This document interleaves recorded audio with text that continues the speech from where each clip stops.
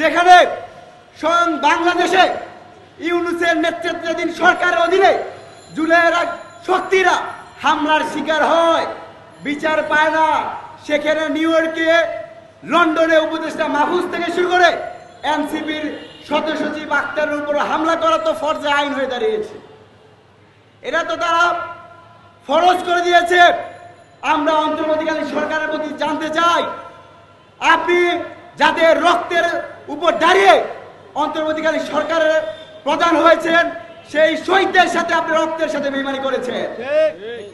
সেই জাতীয় পার্টিকে আজকে আপনারা পাহারাদার ভূমিকা অবতীর্ণ হয়েছেন। আমার কি কথা মনে হয়, জুলাইয়ের চলাকালীন সময়ে আমরা বিভিন্ন তথ্য শুনি, খবর শুনি, শেখ হাসিনা তার পরিবারের এমপি মন্ত্রী যারা ছিল, মেয়র ছিল, তাদেরকে বলেছিল তোমরা দেশ ছেড়ে পালিয়ে যাও। শেখ হাসিনা কিন্তু তার পরিবারকে নিরাপত্তা দিয়েছিল এবং নিজের নিরাপদে বাংলাদেশ থেকে পালিয়ে গেছে। কিন্তু তার ছাত্রলীগ, যুবলীগ, আওয়ামী লীগের সন্ত্রাসীদেরকে লেলিয়ে দিয়েছিল এদেশের শান্তিপ্রিয় মানুষের বিরুদ্ধে লড়াই করার জন্য।